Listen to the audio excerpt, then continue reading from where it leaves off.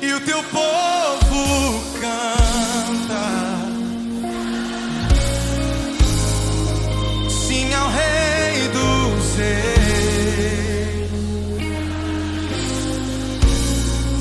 Tu sempre serás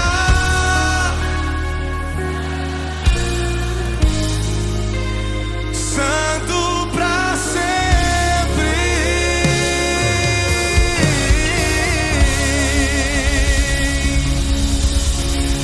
Se é pra Jesus, aplauda mais forte o nome dele aqui neste lugar.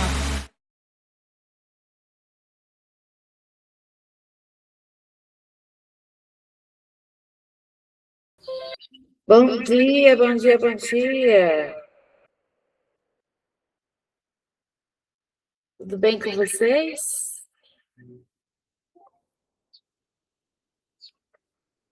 Oi, Estão me Vivi, ouvindo? bom dia. Ah, bom dia. O headphone dormiu, será? Bom dia, dia. Lê. Bom dia. Bom dia. Vamos orar? Senhor nosso Deus, nós te damos graças, Pai. Te damos graças por mais um amanhecer, por mais um dia, pela oportunidade de iniciarmos mais uma semana, estarmos na Tua presença, te glorificar, te bendizer e te agradecer. Pai, fica conosco, abre os nossos olhos, nossos ouvidos, a nossa alma, para que possamos compreender a Tua palavra, para que possamos ter cada vez mais relacionamento e intimidade com o Senhor. Por isso, nós te pedimos, fica conosco, em nome de Jesus, amém? Amém. Nosso devocional, peraí, deixa eu entrar aqui. O nosso devocional, ai gente, deixa eu falar antes, né, do bebê do Beto e da Renata, ontem fui assistir o parto, né, coisinha mais linda do mundo, gente, foi lindo, né, foi cesárea, eles ligam a luz do vidro lá na maternidade Santa Joana, né, eles ligam, assim, a luz do vidro para a gente ver a hora que a gente pode ver, né, e aí, mas a gente vê muita coisa, só não vê cortando a barriga, mas depois ali, a hora que tá saindo, tudo depois a gente vê. E lindo, foi perfeito, o Beto se manteve firme, a gente ficou com medo de desmaiar, a mãe dele, tava eu, a mãe, a sogra, as irmãs, né? As irmãs não, uma irmã só, o filho da Renata, então foi lindo. Foi muito lindo, o Samuel é perfeito, sim. Veio com graça mesmo, né? Com a bênção do Senhor. Ontem, Deus me permitiu participar desse milagre, né? Ver esse milagre, que é o milagre da vida, né? Coisa linda. Então, foi bênção demais. E o nosso devocional de hoje, ele fala assim, Deus não se esquece de você. Oh, glória a Deus por isso, né? E aí, a passagem que é minúscula aqui fala assim, então chegaram as filhas de Zelofeade e puseram-se diante de Moisés, e diante de Eleazar, o sacerdote, e diante dos príncipes de toda a congregação, dizendo, por que se tiraria o nome de nosso pai do meio de sua família, por não ter tido filhos?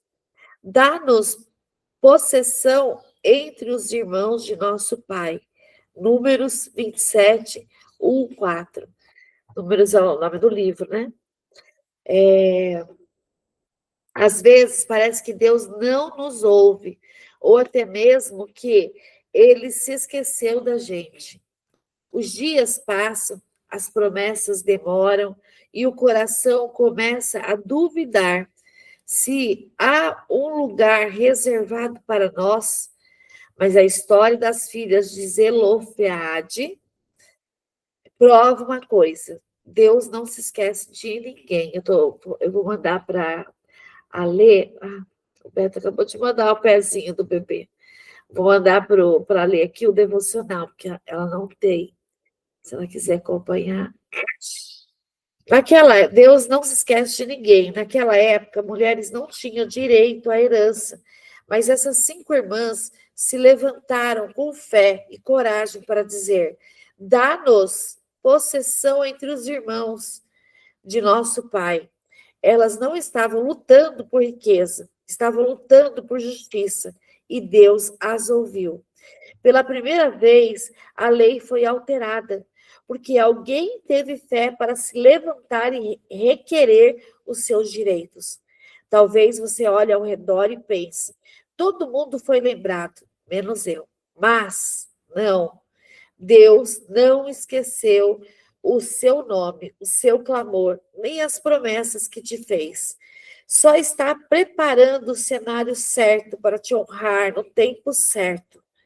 Deus não está demorando, ele está caprichando. Ninguém passa despercebido pelo Senhor, principalmente um coração quebrantado, contrito. É o tempo que Deus está nos forjando e nos tornando mais resilientes e mais dependentes dele. O tempo enriquece. Quando as filhas de Zelofeade falaram, ninguém esperava que algo mudasse, mas o céu estava ouvindo.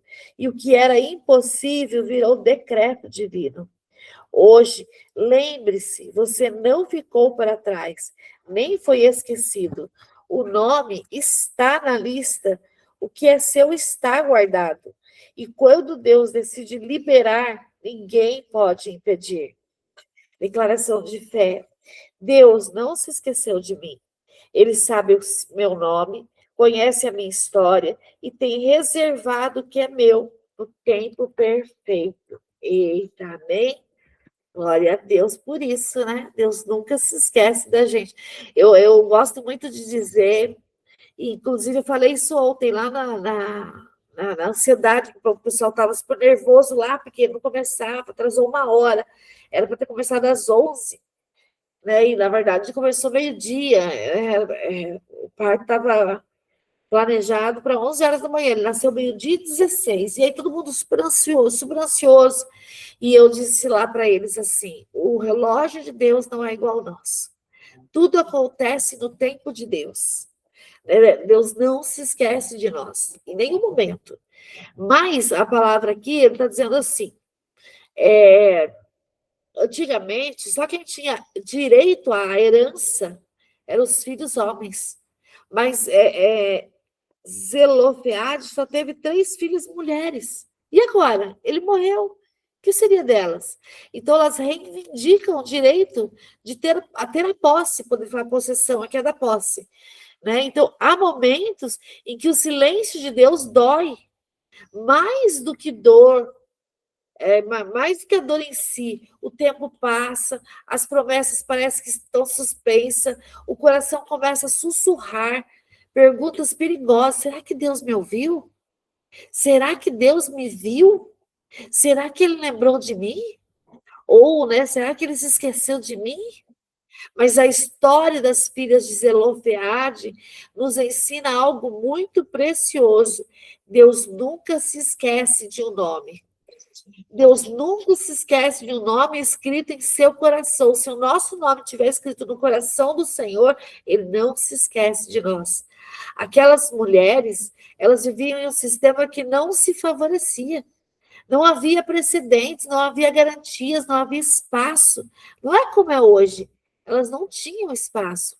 Ainda assim, elas se levantaram, não movidas por ambição, mas por justiça, por fé. Elas ousaram falar quando o silêncio parecia mais seguro. E quando elas falaram, o céu respondeu.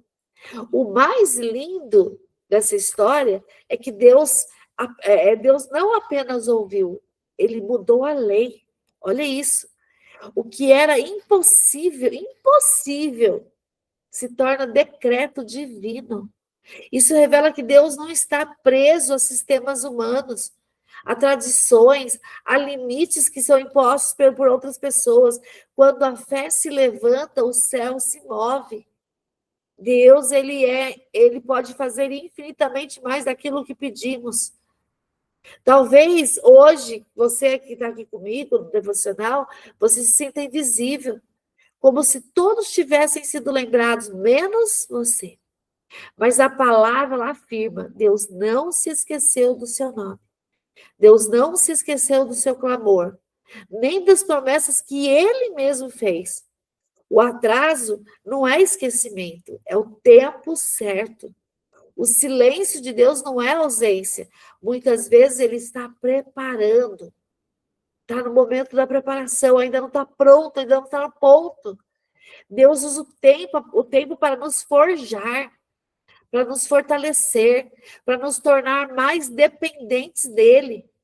O tempo amadurece o coração e engrandece o testemunho. Quando a resposta chega, ela não vem apenas para suprir, ela vem para glorificar. Você não ficou para trás, você não foi ignorada. O que é seu, pode ter certeza, o que é seu está guardado. E quando Deus decide liberar, minha filha, ninguém pode impedir. Ninguém. Então, Deus lembra de cada um de nós. Ele tem um tempo para tudo, para todas as coisas. E no tempo certo, ele vai fazer. O tempo de Deus não é o nosso, mas ele vai fazer, ele não se esquece. Eu gosto de falar o quê? Escreva seus pedidos. Por isso que eu sempre dou um caderninho no final do ano, né? No ano passado, eu dei o caderninho aqui para os pacientes. No ano retrasado, eu dei o caderninho de oração. Escrevam seus pedidos. Escreve assim, ó. Paizinho, Jesus, paizinho, Jesus querido, eu te peço tal coisa. Seja detalhista naquilo que você pede. Ai, Jesus, eu quero um carro. O senhor me dá um carro? Que carro você quer? Que cor você quer? Que ano você quer? Escreva. Tem livros que falam sobre isso. O livro do pastor Yu Cho, o coreano, ele fala sobre isso, que nós temos que ser específicos. Ai, Jesus, eu quero tanto viajar nessas férias. Para onde você quer viajar? Para que lugar? Né? Então, seja detalhista. Quantos dias você quer ficar? O que você quer fazer? Sabe o quadro de visão? É isso, escreve a visão. Coloque, faz um quadro, coloca os desenhos das coisas que você quer realizar esse ano. Porque Deus ouve, Deus move montanhas para realizar os nossos pedidos. Amém, gente? Quem pode ler Lucas 14, do 25 ao 35? Ué, a Keila caiu? A Keila entrou, ela caiu? Eu não vi que ela entrou, não, Vivi. Eu aceitei ela. Você lê, Tânia? Leio. As condições para ser seguidor de Jesus. Grandes multidões acompanhavam Jesus e ele, voltando-se, lhes disse: Se alguém vem a mim e não me ama mais do que ama o seu pai, a sua mãe, a sua mulher, os seus filhos, os seus irmãos, as suas irmãs e até a sua própria vida, não pode ser meu discípulo. E quem não tomar a sua cruz e vier após mim, não pode ser meu discípulo. Pois qual de vocês, pretendendo construir uma torre, não se assenta primeiro para calcular a despesa e verificar se tem os meios para concluir? Para não acontecer que, tendo lançado os alicerces e não podendo terminar a construção, todos os que a virem zombem dele, dizendo: Este homem começou a construir e não pode acabar. Ou qual é o rei que, indo para combater outro rei, não se assenta primeiro para calcular se com 10.000 homens poderá enfrentar o que vem contra ele com 20.000? Caso contrário, estando outro ainda longe, envia-lhe uma embaixada, pedindo condições de paz. Assim, pois qualquer um de vocês que não renuncia a tudo o que tem, não pode ser meu discípulo. Sal insípido. O sal é certamente bom, mas se o sal se torna insípido, como lhe restaurar o sabor? Não presta mais nem para a terra, nem para o monte de estrume. Lançam-no fora. Quem tem ouvidos para ouvir, ouça. Amém.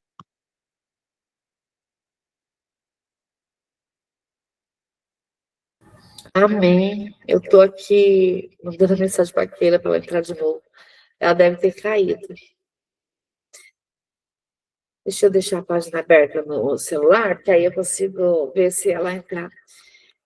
Olha só, né? A gente leu, a Tânia leu agora Lucas 14, do 25 ao 35, E é um dos textos mais confrontadores e maduros do Evangelho. É onde Jesus fala sobre o custo do discipulado, o custo de seguir Jesus. Jesus ele está cercado por grandes multidões. Muitas pessoas o seguiam por interesse, por curiosidade, por benefícios. Então, Jesus faz algo contraintuitivo, não facilita o discurso, ele aprofunda, né? Jesus, ele separa os admiradores de discípulos, né? Jesus usa uma linguagem forte para falar de prioridade, né? Se alguém vem a mim e não aborrece, Lucas 14, 26, né? Jesus, aborrecer não é ódio literal, mas amar menos em comparação. Jesus exige centralidade absoluta. Seguir Jesus exige que nenhum vínculo, nem os mais legítimos, ocupe um lugar que só ele pode ocupar. Só Deus pode ocupar, é um lugar que é só dele. Tomar a própria cruz. A cruz não é incômodo cotidiano, é instrumento de morte. 14, 27, né, ele fala... E quem não tomar a sua cruz e vier após mim, não pode ser meu discípulo. Pega a tua cruz e segue-me. Discipulado implica morrer para o ego, ou para o controle, para a autojustiça. Não há cristianismo sem renúncia. A cruz não é o que nos acontece, ela é o que escolhemos carregar quando decidimos obedecer. Aí ele vem falar do cálculo do custo, né? Pois qual de vocês, pretendendo construir uma torre, não se assenta primeiro para calcular a despesa e verificar se tem os meios para concluir? Para não acontecer que, tendo lançado os alicerces e não podendo terminar a construção, todos os que vieram zombem dele, dizendo: este homem começou a construir e não pôde acabar. Por isso que nós temos que calcular. Né? Jesus ele usa aí uma metáfora, a metáfora da torre. Deus não quer seguidores impulsivos. O reino exige compromisso consciente. Começar sem disposição para terminar gera frustração espiritual. Por isso ele fala, segue, continua. Daí ele fala do rei da guerra, né, aqui no 31. Qual é o rei que, indo para combater outro rei, não se assenta primeiro para calcular se com 10 mil homens poderá enfrentar o que vem contra ele? Com 20 mil. Caso contrário, estando o outro ainda longe, envia-lhe uma embaixada, pedindo condições de paz. Assim, pois, qualquer um de vocês que não renuncia a tudo o que tem, não pode ser meu discípulo. Jesus, ele fala de estratégias antes da batalha. Sabe quando a gente decide fazer jejum? A gente tem que se planejar o jejum, calcular, ver se vai dar certo, se vai conseguir, quanto tempo vai ser isso. Você pode ficar sem se alimentar ou sem um determinado alimento. Seguir Jesus é entrar numa guerra espiritual. Quem não está disposto a se render não pode vencer. Rendição não significa fraqueza, significa estratégia do reino. E quando ele fala renunciar tudo, Jesus conclui de forma direta: renuncia tudo. Assim, pois, qualquer um de vocês que não renuncia a tudo o que tem, não pode ser meu discípulo. Discipulado não é adicionar Jesus à vida, é submeter toda a vida a ele. Eu sou voluntária no CURI, o evento da igreja. Eu não abro mão do CURI. Eu renuncio a tudo para estar no CURI. Né? Eu deixo tudo que eu tiver que fazer. Minha filha hoje falando que eu quero fazer tal coisa, tal dia. Eu falei, esse dia eu não posso. Porque esse dia tem CURI. E você sabe que eu estou lá no CURI, sexta e sábado. Então eu vou ver outro dia e tal. Né? Então a minha família já sabe. Por quê? Porque eu me submeti a este compromisso, a essa aliança com o Senhor. Não é sobre a gente perder tudo, é sobre não possuir nada. Tudo pertence a Deus. E aí você dá um pouco do que você tem para ele, você assume um compromisso com ele. Depois ele fala assim: o sal que perde o sabor. O sal sem sabor perde sua função. Se o sal não tiver sabor, o que adianta? Não é, se ele não tiver sabor, ele não é nada. O que ele quer dizer com isso? Ele quer dizer que um discípulo sem compromisso perde relevância. Se nós não vestirmos a camisa daquilo que a gente se propõe a fazer, não faz sentido. Se você não tiver 100% lá, não faz sentido. Fé sem entrega se torna estéril, se torna inútil. A fé ela tem que ter entrega, ela tem que ter confiança. O cristianismo sem renúncia não transforma nem preserva. E aí a gente vê o quê? Que Jesus não busca multidões, ele busca discípulos. Porque o reino não é gratuito, ele é caro, mas ele vale tudo. Tudo, porque a gente se doa. A verdadeira liberdade, ela nasce dessa rendição, da gente se entregar por inteiro, se entregar completamente. Jesus, ele é a prioridade, ele tem que ser a nossa prioridade. Ele não é o nosso complemento, ele não é um pouquinho, ele tem que ser tudo para nós. Se você ainda não entregou tudo a ele, entrega tudo, entrega toda a tua confiança. Convida Jesus para ser seu sócio no seu trabalho. Convida Jesus para iniciar seu dia. Convida Jesus para atender cada cliente. Eu sei que todo mundo trabalha, eu acho que todo mundo que está aqui trabalha atendendo clientes. Né? Convida Jesus, conviva com Jesus 100%. Jesus, vamos atender a nossa próxima cliente? Esteja comigo, que seja perfeito, que eu faça o melhor trabalho que eu puder, porque o Senhor está aqui comigo. Todo mundo aqui sabe que eu sempre convido Jesus para ser o meu passageiro. Ele é o meu passageiro, é o dono do meu carro, eu sou o chofer dele, eu sou o motorista dele. Ele que arruma um lugar para eu estacionar meu carro, é ele que me guarda. É sobre isso, é nós colocarmos, a convidar Deus para tudo na nossa vida. Tudo, e ele fará tudo no tempo certo. Amém, gente? Alguém pode ler Gênesis 26? E aí, Keila? Eu vi que você tinha. Você sumiu? A pessoa falou. Lá entrou. Você lê Gênesis? Veja, estou procurando. Gênesis 26. Mas isso. Isaque na terra dos filisteus. Sobreveio fome à terra, assim como tinha acontecido nos dias de Abraão. Então Isaque foi a Gerar, encontrar-se com Abimeleque, rei dos filisteus. O Senhor apareceu a Isaque e lhe disse: não desça ao Egito, mas fique na terra que eu lhe indicar. Habite nela e estarei com você e o abençoarei. Porque a você e a sua descendência darei todas estas terras e confirmarei o juramento que fiz a Abraão, seu pai. Multiplicarei a sua descendência como as estrelas dos céus, e a ela darei todas essas terras.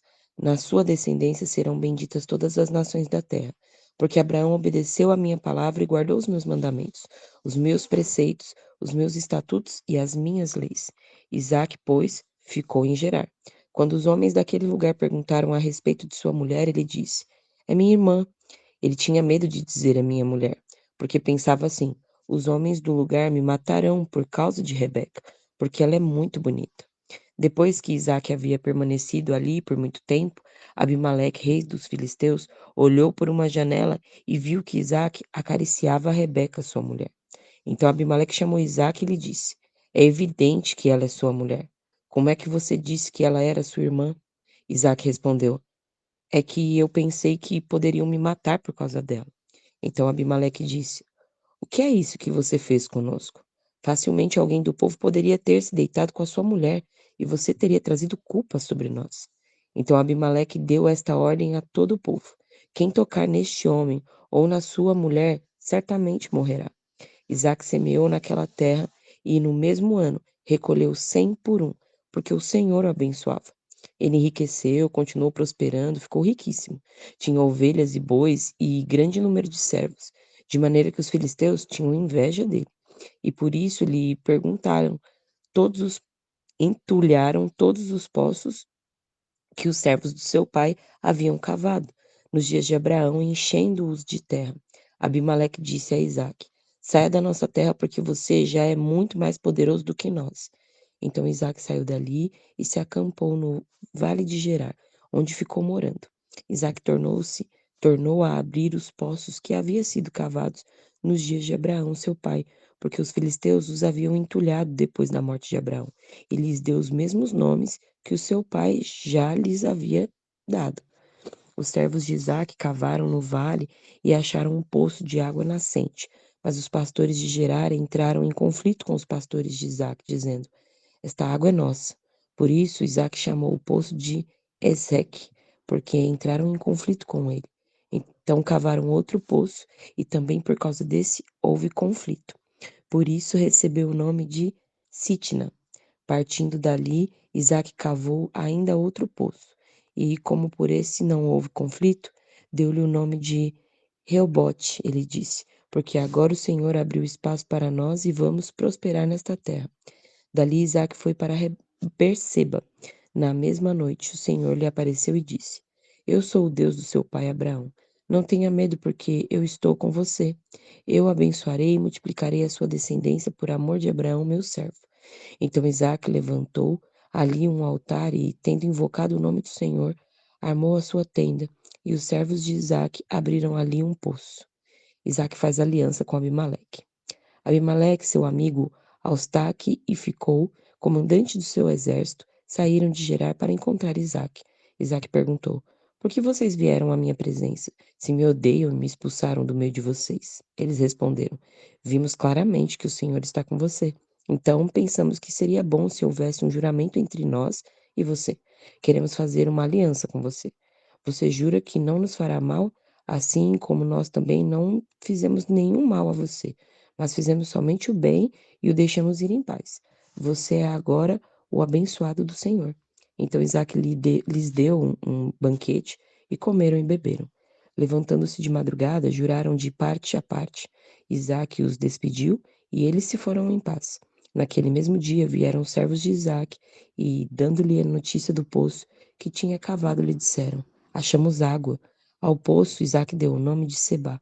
Por isso, Berseba é o nome daquela cidade até o dia de hoje. Quando Esaú tinha 40 anos de idade, tomou por esposa Judite, filha de Beri, Etel, e Basemate, filha de Elon, Etel. Essas duas se tornaram amargura de espírito para Isaque e para Rebeca. Amém. Eita, deu microfonia aqui. Amém, amém. Me lembrou muito a história de Abraão, né? Quando ele vai para uma cidade e apresenta a esposa dele como irmã. E depois ele fala: por que você fez isso, né? E traz todo o questionamento. A gente leu isso esses dias, né? Aqui a gente mostra o que a gente vê nesse capítulo de Gênesis 26, né? A fidelidade de Deus em meio à escassez. Enquanto a maioria foge da crise, Isaac permanece onde Deus mandou. E ali ele experimenta a provisão, ele experimenta conflito, ele experimenta amadurecimento, obediência sustentada pela promessa. Né? Logo no início aqui, a gente vê o que a fome na terra, a ordem de permanecer, a fome. Isaac pensa em ir ao Egito, símbolo talvez aí de um recurso humano, né? Mas Deus manda Isaac ficar, não fugir. A promessa não depende das circunstâncias. Nem toda crise é sinal para a gente sair, às vezes, do lugar de onde a gente está. Às vezes Deus nos chama para permanecer e confiando nele. Permaneça aqui, continue confiando em mim, porque eu sou o provedor, eu faço todas as coisas. Às vezes ele nos manda sair, sai da tua terra, de perto da tua parentela. A gente viu isso, acho que ontem, né? Quando ele foi para Abraão. Às vezes ele manda a gente sair, sim. E às vezes nós precisamos sair para experimentar o novo de Deus. Saindo ou ficando, o que nós temos que ficar firmes no Senhor, confiando nele. Mesmo na dificuldade, mesmo na escassez, porque o nosso Deus, ele não é escasso. Ele é um Deus próspero. Então, olhar a prosperidade, ele vem porque Deus nos concede. No verso 7 aqui, ele fala, né, do medo.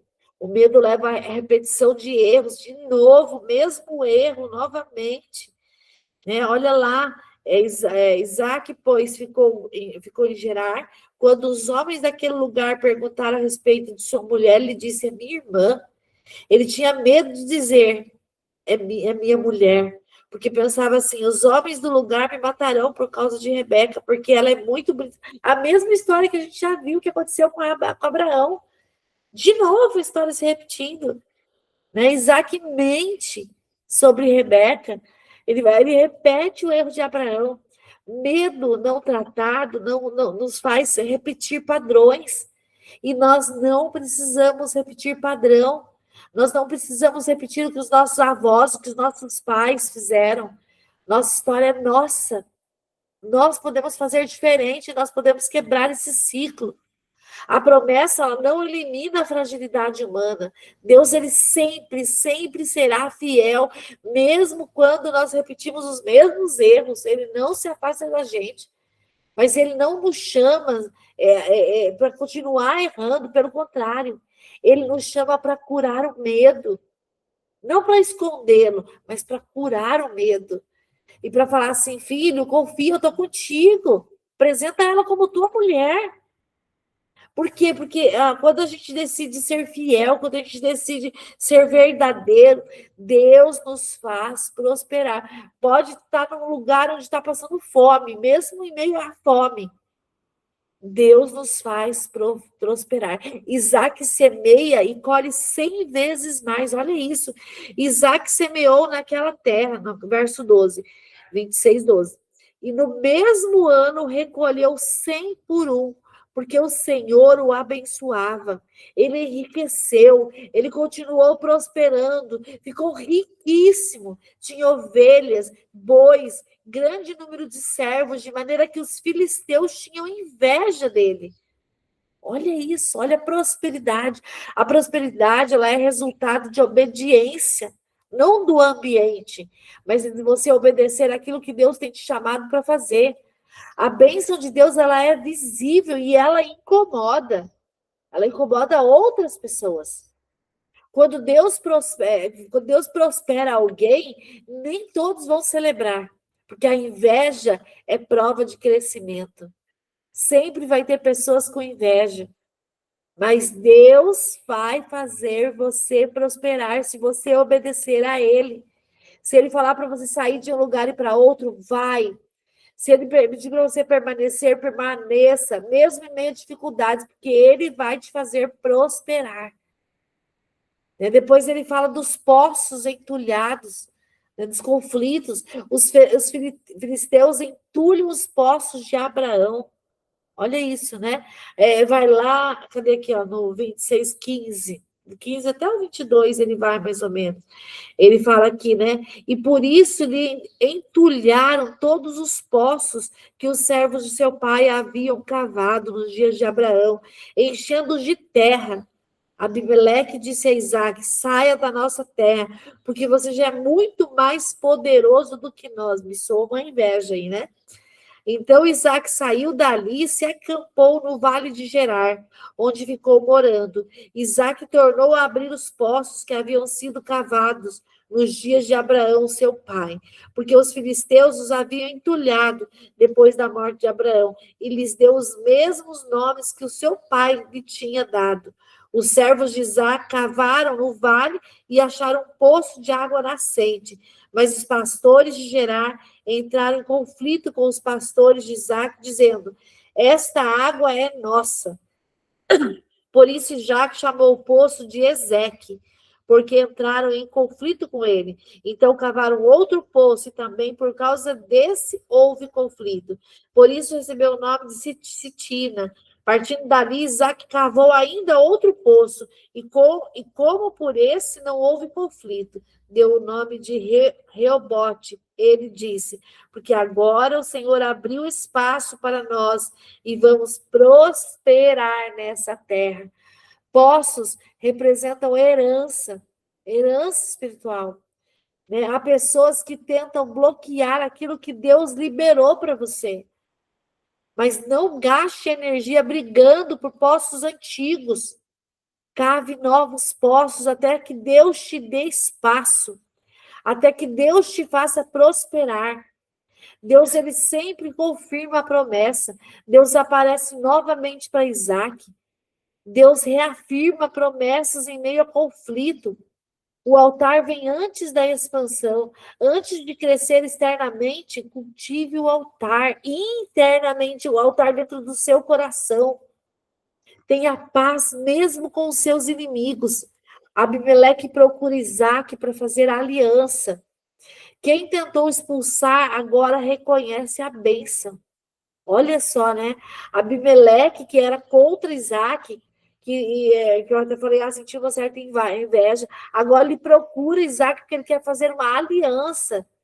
Deus muda o cenário sem que Isaac precise lutar, sem que Isaac precise fazer alguma coisa. Deus vai lá e Deus muda o cenário. Quando Deus é por nós, até quem nos feriu reconhece. Quando Deus é por nós, nada, até o inimigo vai lá e reconhece.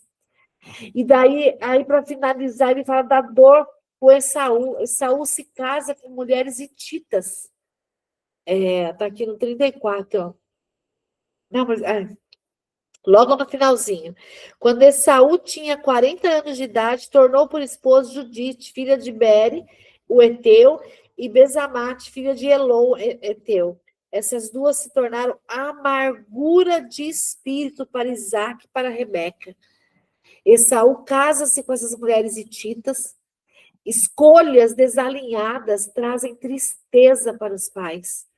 Nem toda dor vem do inimigo, algumas vêm de decisões familiares. Alguma vem de muito próximo. Nem sempre a promessa nos livra de dores emocionais, mas Deus continua soberano. Por isso que é importante a gente obedecer em tempos difíceis, porque obedecer em tempos difíceis libera a provisão sobrenatural de Deus para nós. Deus honra quem permanece sem perder o caráter. Aconteça o que acontecer, o problema que você tiver, a dificuldade que você tiver, Deus vai te honrar. A verdadeira vitória é ter paz sem precisar brigar. Sem precisar brigar, mas a gente continuar na presença do Senhor. A gente continue, que Ele vai fazer você prosperar, assim como fez com Isaac. Amém, gente? Vamos lá, salmista, Salmos 19? Bora. Salmos 19. Peraí, deixa eu fechar o botão. Pode ir. A excelência da criação e da palavra de Deus. Os céus proclamam a glória de Deus, e o firmamento anuncia as obras da sua mão. Um dia discursa o outro, e uma noite revela conhecimento, e a outra noite. Não há linguagem, nem há palavras, e deles não se ouve nenhum som. No entanto, por toda a terra se faz ouvir a sua voz, e as suas palavras chegam até o confim do mundo. Aí pôs uma tenda para o sol, que é como um noivo que sai dos seus aposentos e se alegra como um herói.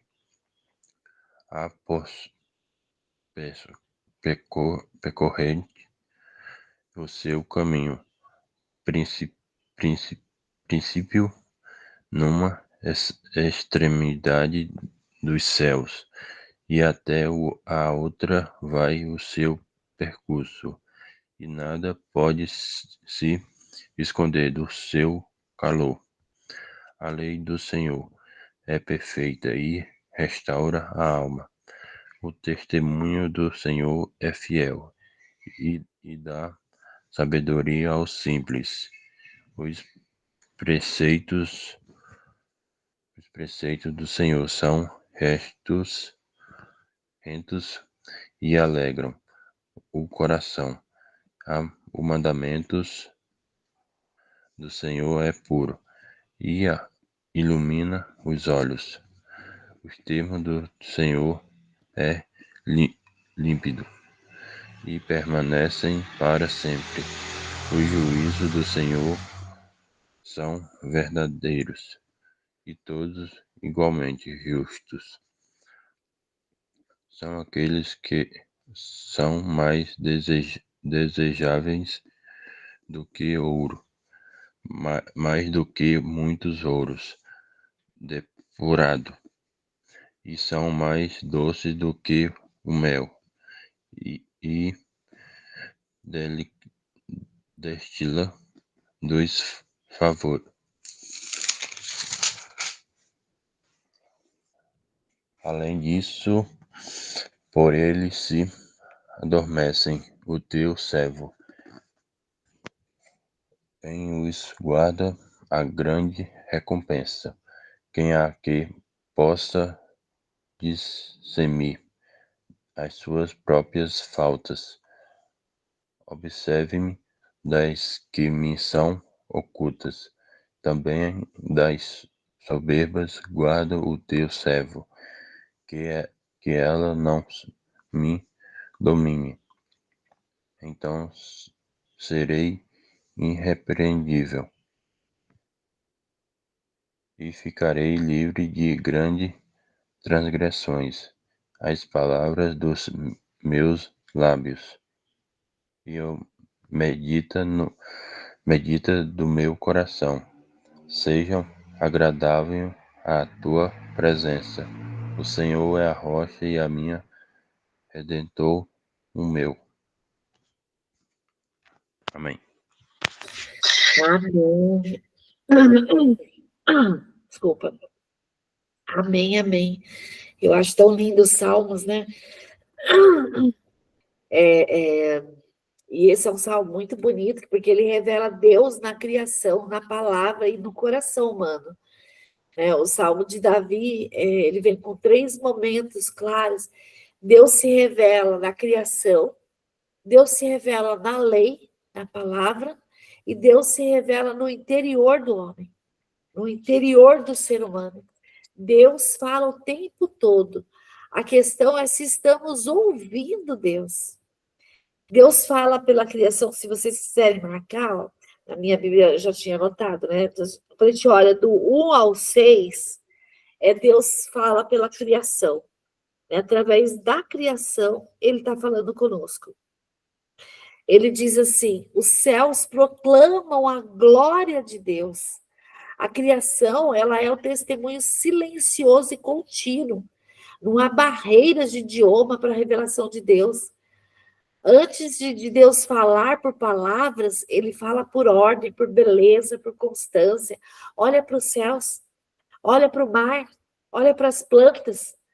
Ontem eu fui buscar a cesta básica da Giovana lá na casa do Matheus, que o Matheus pegou para mim na igreja, e tinha uma planta em frente à casa dele, tinha umas flores, eu esqueci o nome daquela flor, uma flor amarela. E antes de eu entrar no carro, eu falei: peraí, deixa eu tirar uma foto dessa flor. Porque é ver Deus através da criação. E através da criação dele, ele fala com a gente. Quem observa com sensibilidade, percebe a presença de Deus no ordinário, naquilo que é incrível, naquilo que nos pequenos detalhes. A gente consegue ver Deus. Quando a gente vai continuar lendo aqui, do 7 até o 11, a gente vê ele falando de Deus fala pela palavra. Deus, ele fala pela palavra. O que quer dizer isso? Olha só, Davi descreve a lei. A lei do Senhor é perfeita e restaura a alma. O testemunho do Senhor é fiel e dá sabedoria aos simples. Davi descreve a lei do Senhor com 6 atributos. A palavra restaura a alma. Né? Os preceitos do Senhor são retos, alegra o coração, o mandamento do Senhor é puro, elimina os olhos, o temor do Senhor é límpido, permanece para sempre, os juízos do Senhor são verdadeiros e todos igualmente justos. São mais desejáveis do que o ouro, mais do que muito ouro depurado, e são mais doces do que o mel e o destilar dos favos. A palavra restaura a alma. Ela ilumina, ela alegra, ela orienta, ela guarda. A palavra não é apenas instrução moral, ela é a terapia da alma. Ela corrige, mas também cura, confronta, também sustenta. Né? Também sustenta.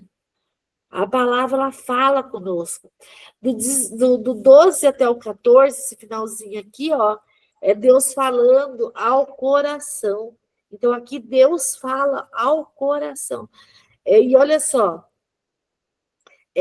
Davi, ele ora por purificação e alinhamento interior. Ele fala assim: quem há que possa discernir as suas próprias faltas? Absolve-me das que me são ocultas. Também da soberba guarda o teu servo, que ela não me domine. Então serei irrepreensível e ficarei livre de grande transgressão. E aí ele finaliza assim: as palavras dos meus lábios e o meditar do meu coração sejam agradáveis na tua presença. Senhor, rocha minha, redentor meu. Olha só, o meditar do meu coração. Existem pecados conscientes e inconscientes. Só que na hora que Davi ora por essa purificação, por esse alinhamento interior, buscando ali um coração alinhado, Deus, ele se importa com as intenções que vem do coração, não só com as ações. Por isso que nós precisamos buscar maturidade espiritual. E maturidade espiritual é pedir a Deus que revele aquilo que nem nós percebemos em nós mesmos. Nem nós percebemos, mas Deus vê. Deus se revela fora de nós, através da criação. Deus nos instrui através da palavra. Por isso que todos os dias, todas as manhãs, a gente fala: Senhor, abre os nossos olhos, nossos ouvidos, a nossa alma, para que possamos compreender a tua palavra. Deus nos transforma de dentro para fora. Cada devocional, ele vem nos transformar de dentro para fora. O verdadeiro culto acontece quando o exterior, a mente e o coração estão alinhados. Não adianta você ir na igreja, não adianta você ir no culto, não adianta você ir no GC, não adianta você ir em lugar nenhum, se você não alinhar o teu exterior com a tua mente e o teu coração. Quando está alinhado, aí flui, aí existe fluir. Por isso que nós temos que escolher estar na presença do Senhor. E estar inteiramente, de mente, de coração. Por isso, quando vocês estiverem no GC, estiverem no culto, deixe o celular de lado. Esteja 100%. Alinha seu coração, sua mente. Alinha tua presença, teu corpo ali. Para estar com o Senhor. Amém, gente? Vamos orar? Alguém tem algum pedido especial, não? Não? Então, eu vou orar. Senhor nosso Deus, primeiramente nós temos que te agradecer, Pai. Te agradecer pelo dom da vida, te agradeço pela chegada do Samuel, te agradeço pela Renata e o Roberto estarem bem. Nós pedimos por isso, nós intercedemos por isso. E nós te agradecemos pela perfeição do Samuel. Te agradecemos por aquele parto perfeito e tão cheio de amor. Te agradecemos, Pai. E te pedimos que continue conosco, continue nos abençoando cada pessoa aqui presente, a Alessandra, a Tânia, o Antônio, a Keila, o Ramsés, o Caleb, que está no ventre da Keila. Em breve nós estaremos intercedendo ao Senhor pelo parto da Keila. Em breve nós estaremos aqui de novo, na expectativa da chegada do Caleb. Ah, Pai, como é lindo ver o teu agir. Como é lindo ver a tua promessa sendo cumprida. Pai, que as palavras que saiam da nossa boca, ela seja meditação para o nosso coração, assim como falou aqui na palavra dos Salmos de hoje, Pai. Que ela seja as nossas palavras e a nossa meditação, ela seja agradável ao Senhor. Que o Senhor seja a nossa rocha, o Senhor seja o nosso Redentor. Ah, Jesus, como é bom estar na tua presença. Pai, guarda cada pessoa do nosso GC, guarda cada pedido de oração individual de cada um de nós aqui. Pai, olha pela sogra e pela mãe da Claudete, pela Claudete. Pai, olha pela irmãzinha da Samara. Ontem fui lá, vi aquelas duas crianças com a Samara, tem mais um pequenininho de 2 aninhos que está com a mãe com câncer, a Samara tão abalada, e a Samara me disse, somente um milagre. Mas a minha resposta para ela foi, nós servimos a um Deus de milagre. Assim como o pastor Samuel, não, o pastor Lucinho, ontem, testemunhou o que o senhor fez na vida dele, a cura que o senhor fez na vida dele, de uma pneumonia que ele estava, entubado, tudo da maneira como ele estava, e o Senhor o restaurou. Ah, Pai, que o Senhor possa restaurar a irmãzinha da Samara. Restaura, Pai, cura a irmã da Samara, é o que nós te pedimos em nome de Jesus. Pai, olha pelo pequeno Benjamin, olha pelo menino Felipe, Pai. Por todos os demais pedidos a quais nós temos orado, Pai. São muitos pedidos, pedidos de emprego, pedidos por saúde. Que o Senhor, Pai, que o Senhor possa estar cuidando de cada um. Pai, nós estamos iniciando mais uma semana, que o Senhor se faça presente, que o Senhor possa desentulhar os poços, que o Senhor possa nos fazer prosperar, que a tua prosperidade ela venha até nós, que nós possamos ver aquilo que o Senhor faz, Pai. Toda a prosperidade, que ela venha do alto céus, que ela venha do Senhor, porque o Senhor nos fez prósperos e abundantes. Por isso, Pai, nós te agradecemos, nós já te agradecemos, porque nós sabemos que na hora certa nós vamos achar aquele poço que vai transbordar água. A prosperidade, ela virá para nós, assim como ela veio para o teu filho. Pai, nós cremos na tua bondade, nós cremos na tua misericórdia, nós cremos no teu amor, nós cremos em tudo aquilo que o Senhor faz, em tudo aquilo que o Senhor é. Pai, nós te agradecemos, nós te honramos e nós te pedimos, dá-nos uma semana abençoada, dá-nos uma semana transbordante, uma semana que venha nos impressionar e falar, nunca esperei ganhar tantas coisas essa semana, nunca esperei que o Senhor fizesse tanto para mim essa semana. Quando eu falo para mim, eu digo para todos nós, Pai, que a tua bondade, a tua misericórdia, ela recaia sobre nós, que as tuas bênçãos, ela esteja caindo sobre nós nesse momento, porque nós recebemos o teu amor, o teu cuidado. Por isso, Pai, nós te pedimos, fica conosco durante todos esses dias, durante toda essa semana, até o fim de cada dia, nos leva onde quiser nos levar, nos guarda, nos protege. Recebe o nosso pedido, Pai, em nome por amor de Jesus. Amém? Amém. Bom dia, gente. Até mais.